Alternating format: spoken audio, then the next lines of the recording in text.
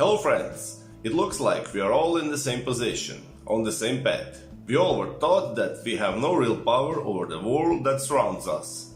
Most of us believe that we are too small to be important in this big world. We don't even feel we are good or worthy enough to receive what we would like to experience. Like all the good stuff is reserved for the few chosen ones. If you look at your life, your thoughts and beliefs, you will understand this is true. And it is true because since we were born, people around us did their best to convince us it's true. Why did they do that? Because they didn't know better.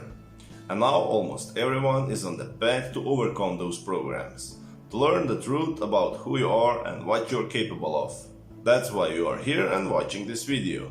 This is not a long video, so pay attention and watch till the end for better understanding. Let's break it down here. Number one, I now know that when we do our events, there's two things that I want people to do. Well, there's more, but I want to give them numerous opportunities to overcome themselves. And I want to give them numerous opportunities to connect. And so when people come to an event, the majority of those people, whether they're conscious of it or not, their brains and bodies are in the past. Yes. They live by certain familiar emotions, and certain thoughts that are connected to certain emotions condition their body to feel a certain way. Like you think about your I don't know, as an example, you think about your financial problems as an example, and people feel lack. Other people think about their ex and they feel resentment. Other people think about their new career and they feel fear. So they're combining a thought and a feeling, and when you have a thought in the form of a symbol and combined with a feeling, the conditioning process starts. So you keep thinking the same way, you keep making the same choices, you keep doing the same things, you keep creating the same experiences, you keep producing the same emotions. For the most part, your brain and body are in the past. So then the first couple days of an event are week-long events, and we've got thousands and thousands of brain scans, thousands and thousands of heart rate readings. We have it all. And we now know that there's a formula that if you follow the formula, then you are going to slowly overcome yourself. So how do we overcome ourselves? Well, you got to take your attention off your body, which is where most people's attention are. You got to take your attention off the people in your life. The stronger the emotion that you have associated with some person, good or bad, the more you pay attention to them. So you got to take your attention off those people. You got to take your attention off your cell phone, your computer, the things you own, the place you sit, the place where you live, the place you work. And you got to get beyond time, thinking about the future or the familiar past. And that's what we call getting beyond the self. So we give people numerous opportunities to get beyond their past, present reality and their personality that's connected to the past. And we work with having them find the sweet spot of that present moment. Now, once they hit that sweet spot of the present moment, Toby, that's, according to the quantum model, where all possibilities exist. So when you're not your body, you're not the people in your life, the things you own, the place you live, the place you work, or time itself, you take away all those things, the only thing you're left with is consciousness. You're an awareness. So you reached an elegant moment where you dissociated from your identity. And in 1 second, you were in a field of possibilities, and your brain downloaded a probable future, and the vision was so real, and it had a strong electrical signal that went along with it, and you could not pay attention to it. So the stronger you felt that signal, the more you were seeing that future, and all of a sudden your brain and body move out of your past, present reality. And in that moment, you're living in the future, in the present moment, and you're rewiring your brain, and you're sending a new electrochemical signature to your body. And your body is believing it's living in that future. You're changing your gene expression. You're changing your protein expression. You're changing the way your brain thinks, the way it feels. And all of a sudden, you know what your future looks like. We can't overcome our limited beliefs in one day, just as we didn't get them in one day. That's important to understand. Some will say that you need to become aware of your limited beliefs so they could disappear. You have to face them. But Joe Dispenza offers a different formula. Let's say it this way. If you are not conscious of your fears, they don't exist.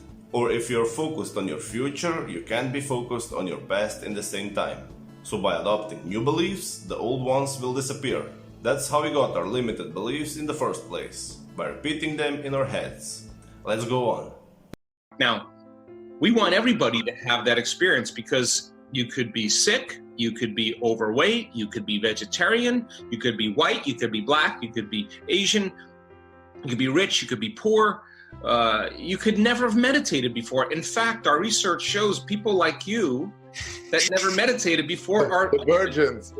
you're not trying to make anything happen. You're just curious to see what's going to happen, and that's the beauty behind that. So you had a moment where you downloaded information from the field and you saw future, and you now know that that's your future. This is relatively new technology. What we're doing is we're piercing a veneer. It's like the 4-minute mile.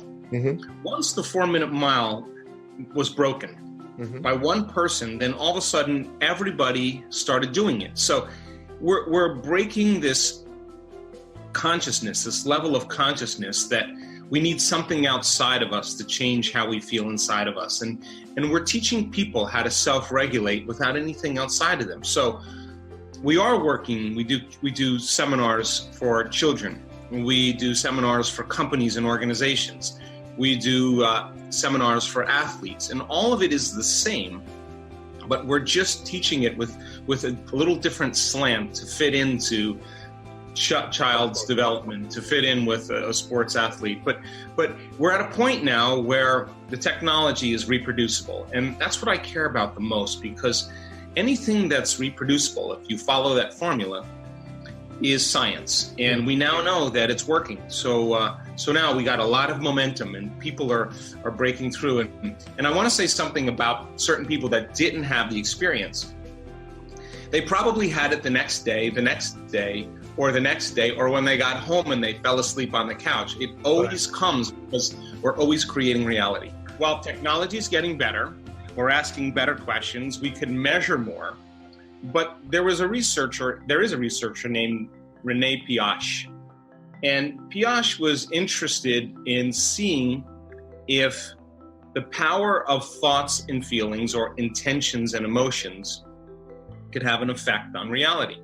So he took some baby chicks, and when baby chicks hatch, their first few days, they imprint to their mother. Mm-hmm. So he took a robot that was a random event generator, which means that the robot would turn 50% of the time to the left and 50% of the time to the right. But the order in which it does that is random. But it's like a coin toss. The majority of the time, it works out to be 50-50. Mm-hmm. So he dressed this random event generator up like a hen. And when the baby chicks were born, they began to imprint or bond with the random event generator. So then he took the robot and he put it in an arena, an open arena, and he just let the robot go. And as you would expect, the robot covered the entire area of the arena equally, on the left side and the right side. In the second experiment, he took the baby chicks and he put them in a cage on one side of the arena. And then he released the random event generator again. And 100% of the time, the random event generator moved in the direction of the baby chicks. And it's an official record. So the question is, how? If 3-day-old baby chicks can influence a random event generator to move towards the side that they're on, that their thoughts and intentions had that kind of effect with their tiny little brains, what could you and I do? So Einstein talked a lot about everything in reality being frequency, that you and I are constantly emitting vibration, frequency, and information, because all frequency carries information. So the baby chicks had a single-minded focus. They weren't thinking about their bladders. They weren't thinking about food. They weren't thinking about time. They weren't thinking about their bank account. They had one thing on their mind, and that was mommy. Mm-hmm. They had a very clear intention. By the same means, their feeling is love, because that's how they bond with, and there's an energy of love. So when you combine a thought and a feeling, you produce an electromagnetic field. So by using this formula, you will see the results. If you didn't understand it so far, it's about the present moment. You need to enter your desired future as it's already manifested in the present moment. And meditation is the perfect tool because it helps you calm your mind down and focus on what you want. As you heard, even little chicks could affect the reality with their energy. If a little chicken is capable to do that, what are you capable of doing? Can you imagine? Your consciousness is so much powerful. You can attract whatever you want in your life if you're determined and patient.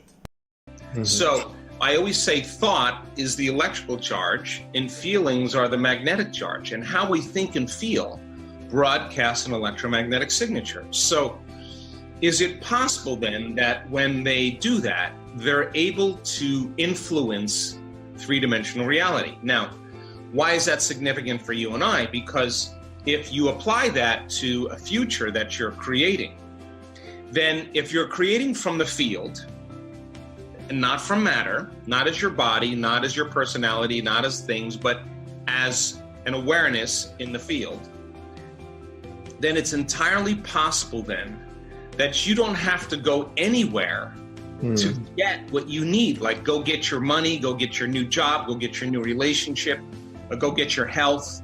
That's matter to matter, and it takes time to do that. But when we can create a coherent brain, and our research shows that our students can, and a coherent heart, and our students are very good at that, then you're emitting a very organized, coherent field. And if you're creating from the field, and the field creates matter, then you will draw your reality to you. You don't have to go anywhere. You start having synchronicities, opportunities, synchronicities.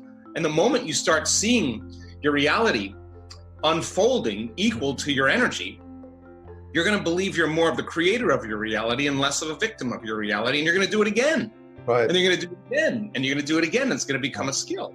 Well, look, I mean, most people, look, in this three-dimensional reality that's made of matter, the world of materialism that we define with our senses, we experience separation. There's you there, and there's me here. And there's space between us. If there's space between us, there's time between us.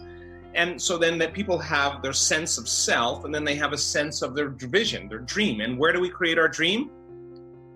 Way out there. Right. So then we're separate from our dream. Our brain automatically creates a future. So we have to go get that future, right? So then people spend the majority of their lives living in lack, waiting for the event to happen to take away their emptiness or their lack. That's Newtonian physics. That's cause and effect. Waiting for something out there to make this feeling go away. And if you're living by the feeling of lack, you're creating more lack because that feeling is driving certain thoughts. So what we teach people to do is how to open this beautiful center called your heart. Because when you start elevating your emotional state, and you can really make this a practice, your body begins to emit a very coherent magnetic field that's up to 3 meters wide. And now that's an energy, and that energy is a frequency, and that frequency can carry information. It can carry the thought of your health. It can carry the thought of your wealth. Suffering can't carry the thought of your wealth. It just doesn't align with the frequency. Even Einstein knew that everything is energy and frequency. And you know what is shaping and molding that energy? Your consciousness, your focus. The energy vibrates so fast we can't even see it. I'm talking about the invisible quantum field. How to shape that energy to materialize it? By focusing on what you want. Everything is the same energy. Everything is made by the same thing, the atom. When you focus on what you want, the part of that energy starts to slow its vibration to become visible, material.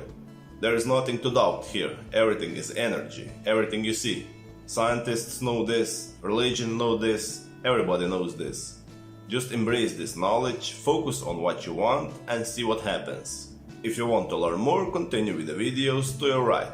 Have a beautiful day.